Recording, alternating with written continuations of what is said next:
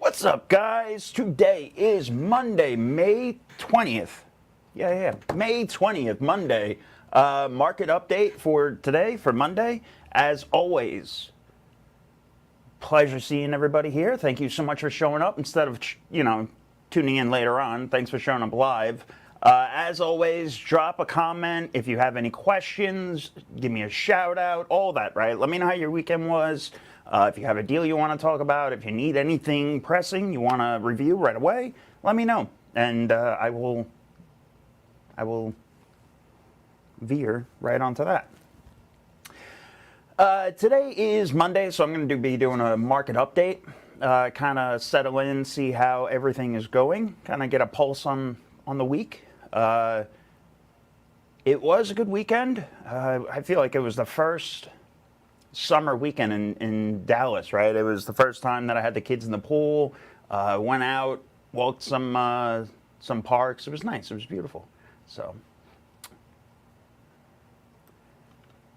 as always, as I get my screen set up over here, give me a shout out. Let me know if anybody needs any help, if anybody wants to talk about anything specific.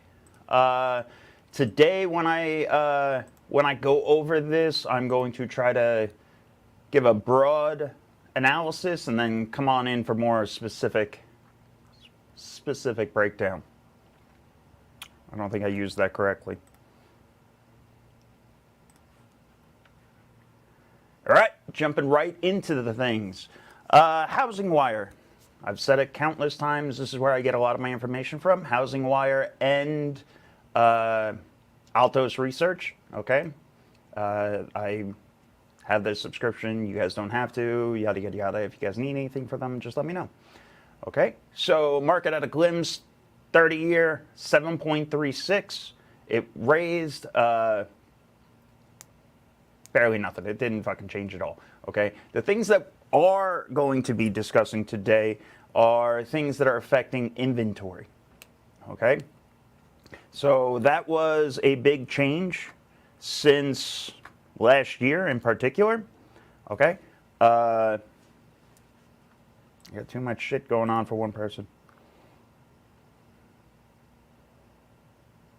So, how do I want to do this?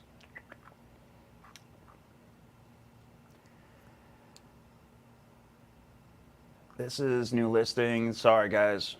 My screen's messed up. I'm going to jump over to Altos Research. All right. So, big things to take away. All right. We've officially surpassed last year's inventory levels, and it's only May. Okay. Our inventory has shot up, and it has filled the needed gap that I keep on talking about. It has filled that gap. Okay. Buyers have slowed. This has also gone to tenants, right? Leases are slow to get leased up. So that ran all through April. All right, all through the last 4 weeks, I've been doing nothing but sitting here and squawking about how the April thaw never really happened. It's finally started to happen. Okay, so in the last week, we've seen a lot of things tick up. Specifically, if you dial into the 7-day averages versus the 30 days, or here, let me scroll down a little and explain what I'm talking about.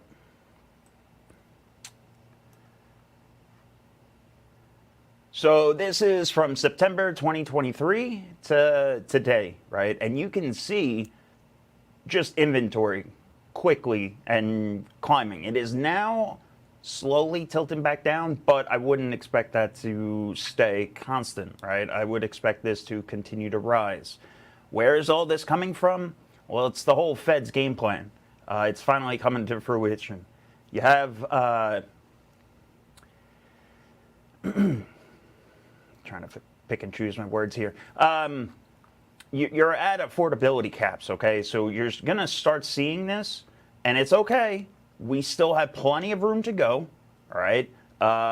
Days on market has plenty of room to climb. We're still just on the verge of being a seller's advantage, right? We're right at, I think this is 40 days, if my eyesights are on par. So we're right at 40 days, but what's going to happen with that number? That's the question, okay? Do they actually drop rates and this number pegs down? Do rates drop and then prices skyrocket? I don't think that's going to happen. I would expect this to slowly fill the gap a little bit, but over the next 6 months, I don't think a lot of change is going to happen. And what do I mean by that? What do I want to look at?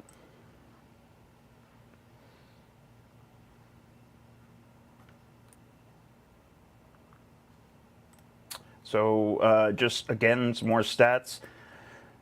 There are 153,000 more homes on the market than this time last year. Okay, that's filling out that lack of inventory. We started seeing all of that get taken up.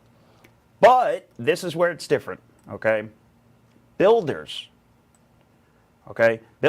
have been pulling back. Rates are high. We saw in the beginning that rates are 7.3, I think. So if rates are high, builders sure shit aren't building a lot of things. So builders have been pulling back on single-family home constructions, okay? Single-family starts and permits fell both monthly and yearly in April. Okay, that would say to expect a market impact in 6 to 9 months from now, right? From the lack of newer homes being put on the market. So you have inventory increasing, you have builders pulling back, so there's going to be a tightening there. At the same time, there's affordability issues. So what actually happens is, I believe, you're going to start to seeing just this slow, daunting market. I don't think it's going to change that much. You're going to see days on market still around 60 days, maybe 70 days pegged out, but you're not going to see it drastically to where we're in 08, 09 again, where you're going to have 360 days on market. That's not going to happen because there's a lack of inventory. Builders haven't picked up since 08 and 09.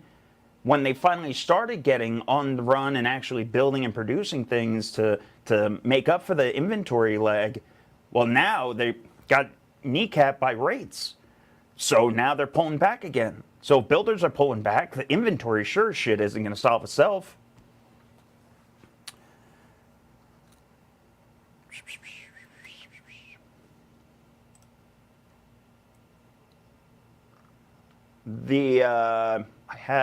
All right. So this is Logan. I'm not even going to pronounce his last name, but he's the lead analysis guy. And I had this paused out to a good point. I hope you guys can hear it. Let me know if you can or you can't. Economics, right? So the bond market's not going to sit there and go, let's hold up on the bond market going down until 18 months when foreclosure supply. No. We go right into the Monday morning, and where is it going? So right now we've seen this because the last 2 years have shown us this. And part of my concern, one of the things I talked about at CMC, I would feel much better about the housing market when we get 2019 inventory levels, because hypothetically, if rates come back down, demand picks up, if you don't have that burst of supply, then guess what happens? Inventory goes down. That's what we've seen in the last almost 14 years with how housing data works.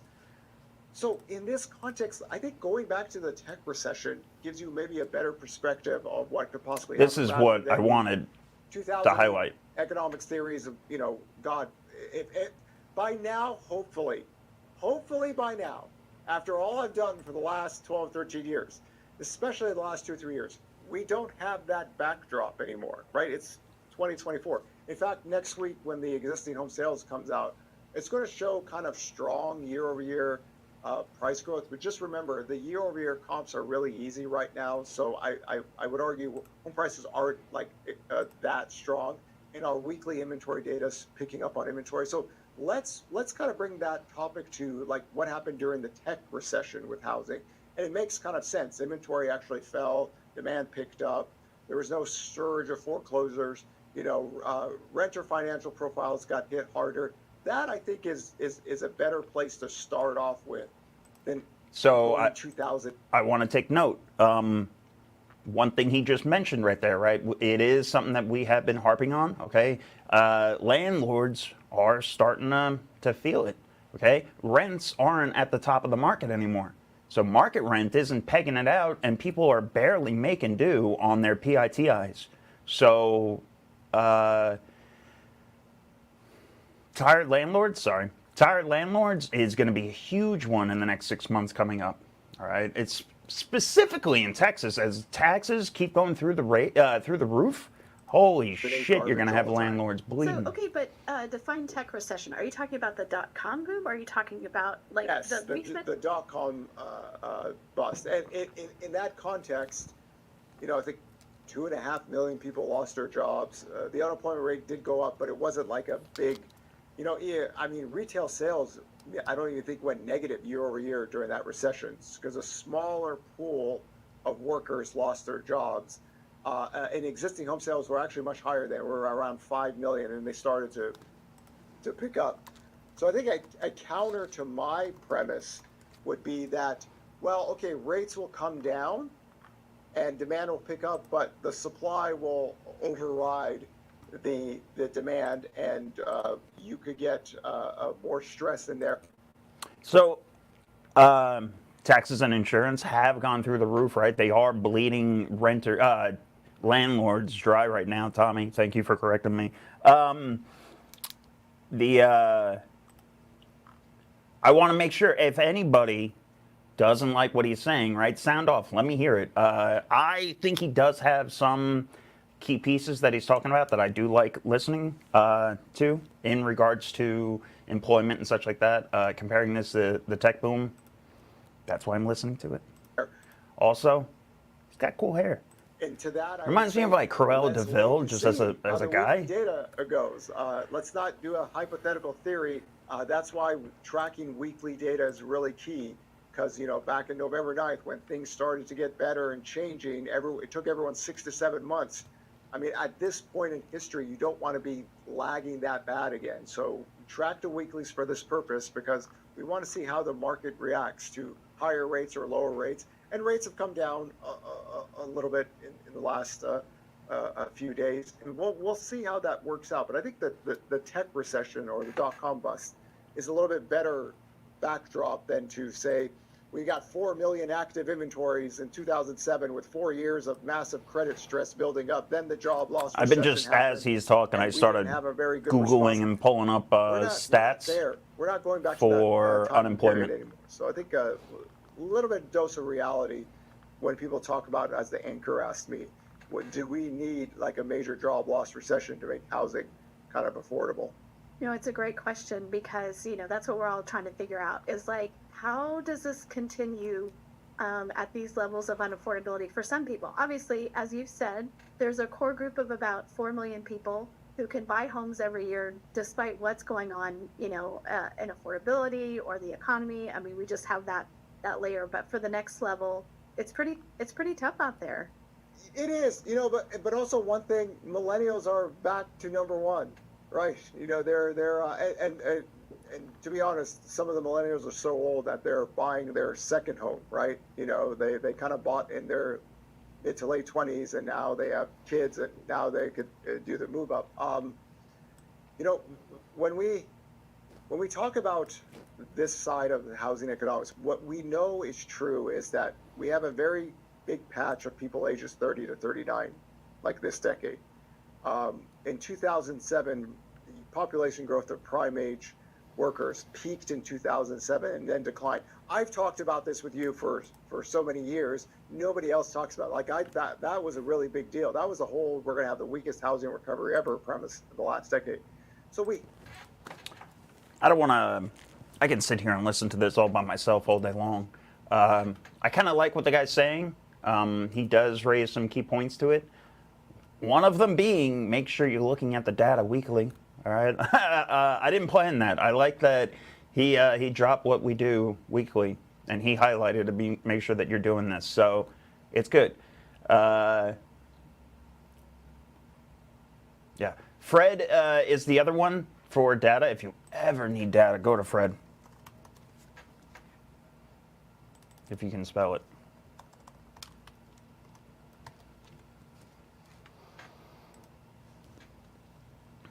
You can get everything. And I mean unemployment rate, you can get anything and everything. This is where every time I do the quarterly market updates, the ones where I put together slides and actually show graphs and everything, which I'm coming up on due one. I probably should do one maybe after Pam's event tomorrow. I will put together one.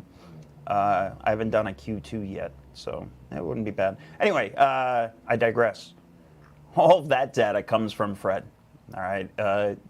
Straight from the bank, right?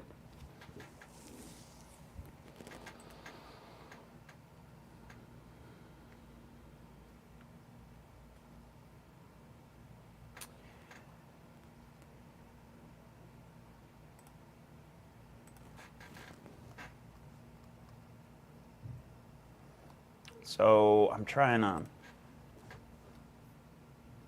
No.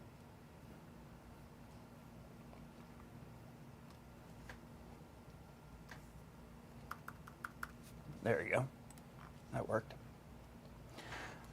This is single family to multifamily starts, I believe. Yeah, our permits are issuing, okay? And you can see the red shows single family, the blue shows 5-unit permits, so that's multifamily, anything 4 and up. And you can see red steadily ticking down, and it just never has been back up.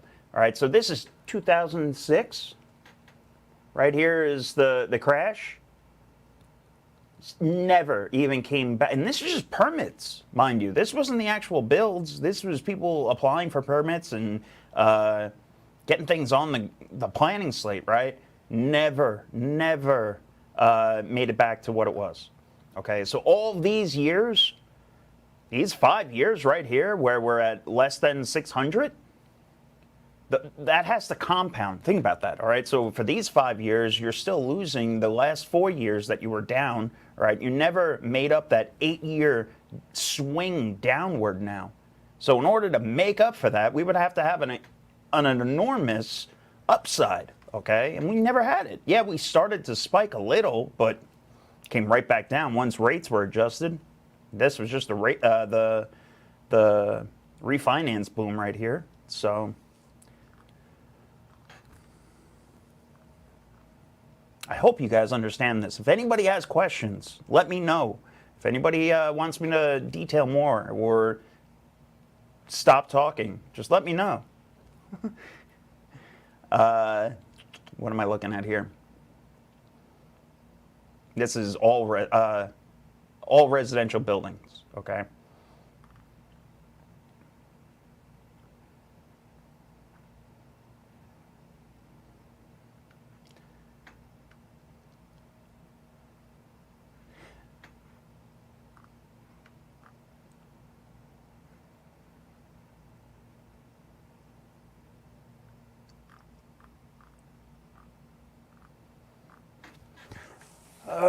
Like permits, housing starts aren't doing much.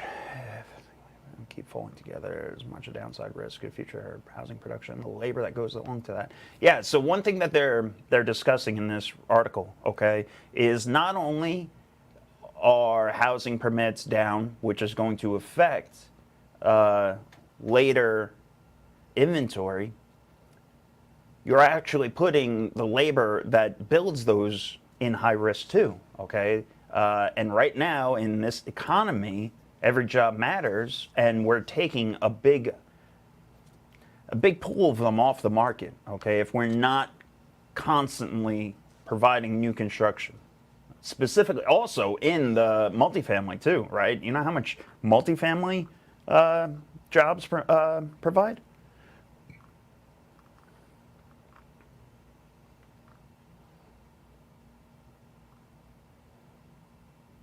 So they're ending it that, saying rates are going to have to keep on falling in order to continue to help builders. They're not. They're not gonna. There's no way for them to keep falling. We'll see. I'll fucking bite my tongue, but we'll see. Housing Wire, I don't know why I'm on this. I think I was just trying to find a link. This is Fort Worth. Again, Altos Research. Use it for everything, guys. This is Fort Worth Days on Market we chatted about earlier. You can come here and change it to everything and anything, okay? So you can see price per square foot you can see it drastically increase. It actually started to decline, but now it's just riding this giant side wave. Inventory. This is the 7-day average. The small dotted line is 7-day average. Okay, so you can see it really peak up, but then it came back down. And that was during all of April that we were sitting here screaming that nothing's moving, and then finally it pushed through. A slug passed.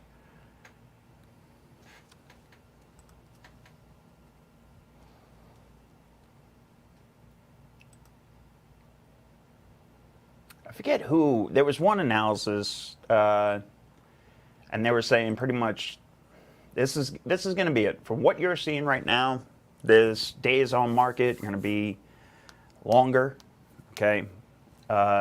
Prices aren't going to climb. There's nowhere for them to climb. Jobs are going to start going out, so it's going to keep prices from drastically increasing. And then you're going to be sitting like that for the next 3 years or more. If you're getting into flips, right, try to make sure that you're not in something more than 90 days. Make sure you're in and out of that. Make sure you know your repair budgets perfectly, okay? Make sure you're being as conservative as possible. If you're at the top and you're pricing it, then when you go to sell 3 months later, you're going to be a little bit lower. So no matter what, you have to be conservative, right? Just think of it as steps. You're always going down.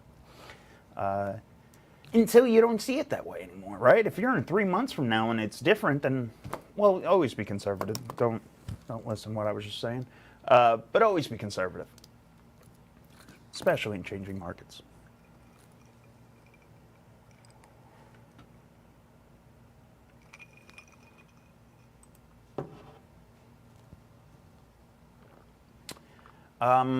There was, I'm trying to think if there was other news that came out.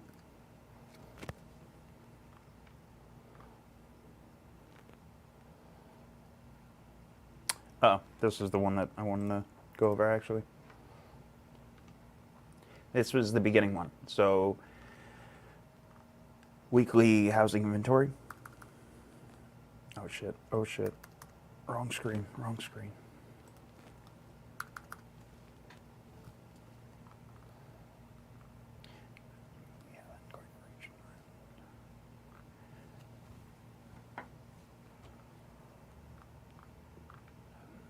We can, this is where I was getting the bullet points from earlier, that we peaked and such comparably to last year in May.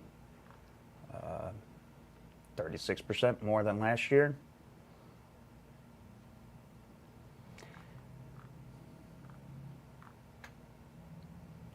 You can see the listing data last week over the last several years. So 83 to 59 to 67. So in 2022, there was 20,000 more, right, listed. So again, I have so much room to go to fill that void.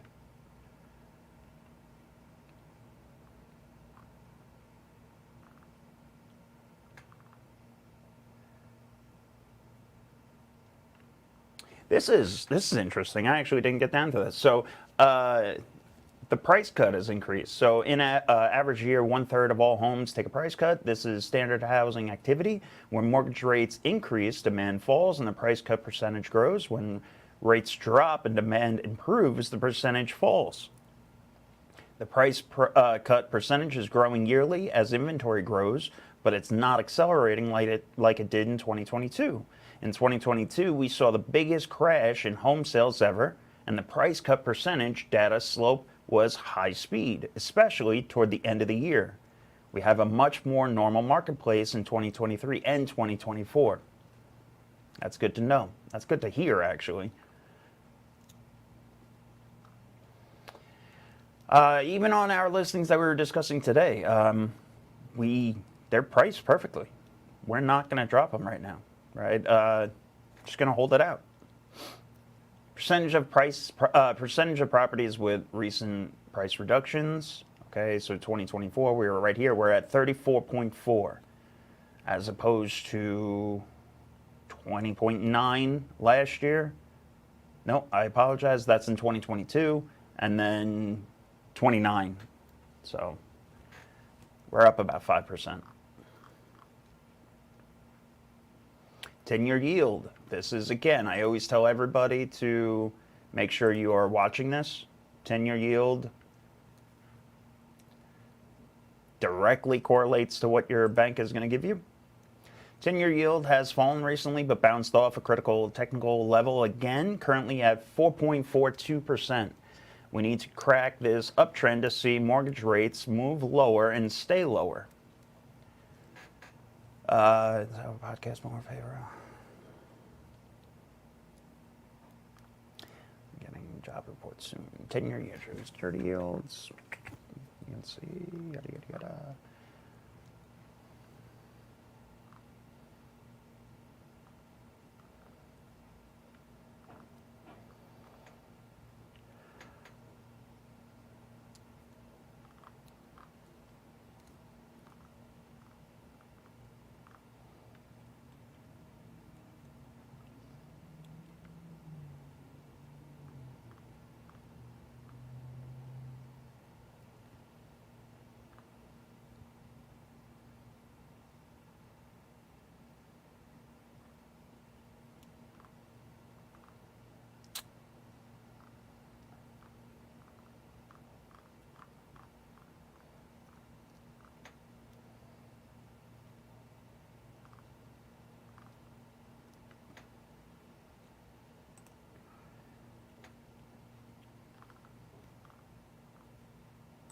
Have these people This guy ready playing to in the go. background.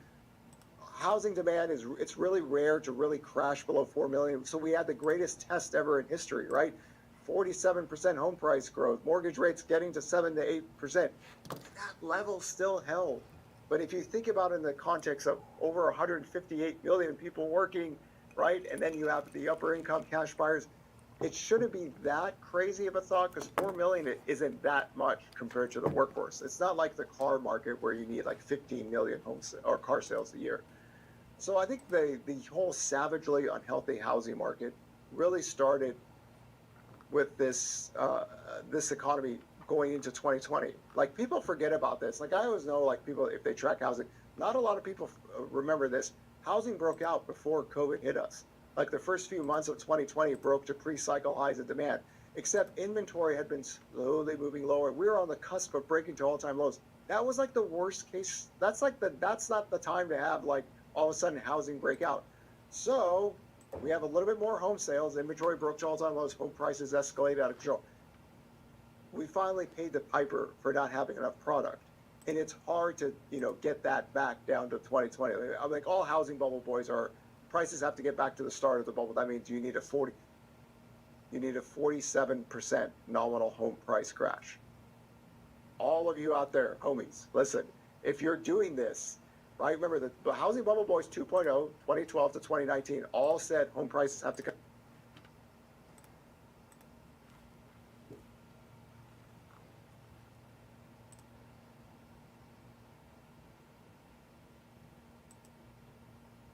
Nominal home price crash to all-time lows. That was like the worst case. That's not the time to have like all of a sudden housing breakout. So we have a little bit more home sales, inventory broke to all-time lows, home prices escalated out of control. We finally paid the piper for not having enough product, and it's hard to get that back down to 2020. I'm like, all housing bubble boys are, prices have to get back to the start of the bubble. That means you need a 47% nominal home price crash. All of you out there, homies, listen, if you're doing this, right, remember the Housing Bubble Boys 2.0, 2012 to 2019, all said home prices have to come back to 2012 levels. They were so off that they got absolutely eviscerated. Why? Because they're not housing people. Here, you got to get home prices back to 2020.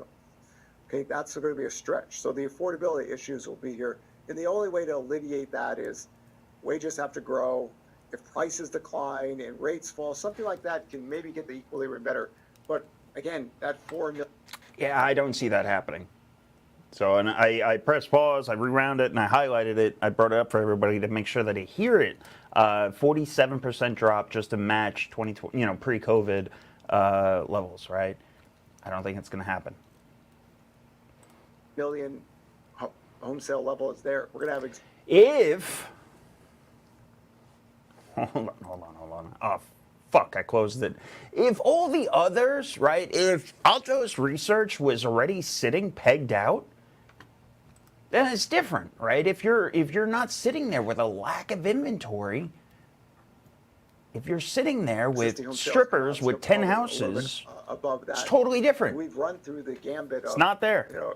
Unbelievable, terrible home price growth and higher mortgage rates accelerating. We're still kind of here. So I think it's going to be so interesting when the labor market breaks. We have to go straight into a change of all economic discussion. This is why I say that 323,000 4-week moving average of jobless claims. I'm ready to go into that area, but I can't go there yet. I don't want to be like a lot of people. Recession, 21, 22, 2020, and it's double, triple down and just like prove that I'm not that good at, tracking data. So once we get to that level, we're going to change all the discussions, right? There's different things to track and different things to work off, but we will be there 24/7. We're not going to leave you. We're not going to be one of these people that do a forecast and then you don't hear from them for 6 months, right? We don't do that. Every single day, 24/7 live. We're there. I can sit here and listen to this guy all day. I don't want to drag that out for everybody. If anybody has anything that they want to talk about, anything in particular in the news that they want to highlight, definitely let me know. President of Iran was killed last night. I'm sure that'll have some effects on November time. I need to wear a different hat for that discussion. What do we have going on this week? Tomorrow is Pam's event. I'm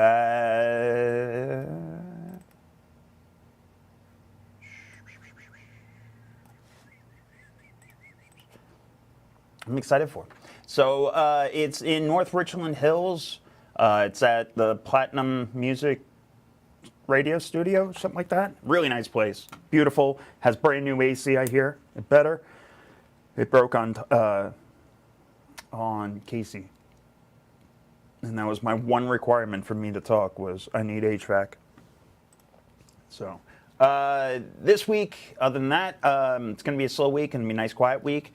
A lot of things gearing up for next month. Next month's main focus is on dispositions. So I got a bunch of things to gear up and wrap out. Also, we have... I have the team working on bringing over and redoing some of the old stuff, right? Highlighting it again, in a sense, in a new package, so it's more easily, readily available for everybody. Case in point, today, Daniela added them, and then Tommy approved it, the previous sellers discussions, okay? So definitely take a look at that. Go through there, read them. They are literally discussions with sellers and the team. I believe most of them are Jessica, because she put them together. But I know there's some in there with Tony and stuff, so. Right here, if you go to discussion, go to learning, and they're right here, texting sellers, and there's a bunch of them. Okay, all of them different examples. Report building. You're gonna click on it and then download it. So, if anybody has any questions, anybody has any issues downloading any of this stuff, or has questions about implementing it, please don't waste a second and reach right on out. That's what we're all here for. So.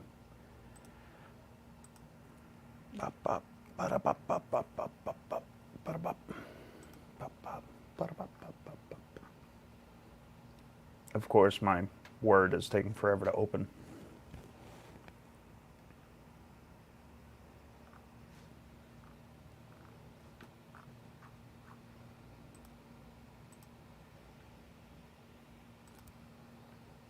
We do have a bunch of new members that joined. I'm kind of excited for them. I hope they're getting on the calls. I have no idea, because you guys aren't doing any shout-outs today. It's fine. I'm only fucking with you. I love you. I love everybody.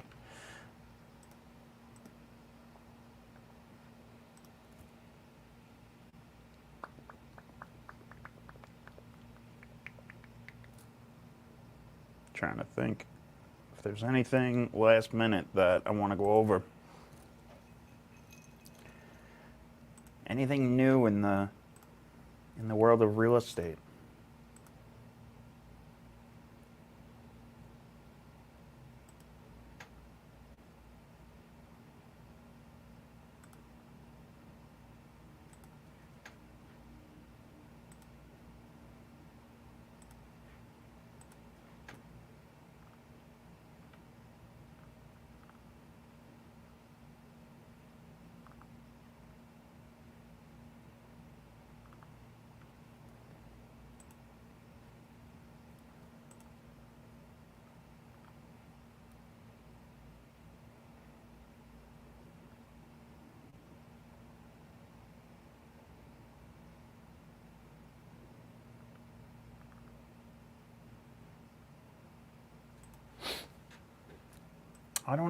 I don't see anything else in the news. Yeah.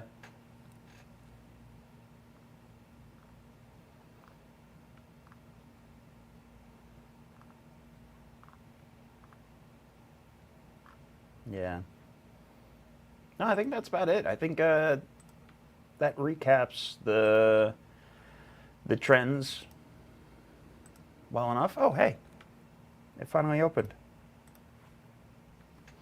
So this is an example, all right? Texting with sellers. Jessica put this together.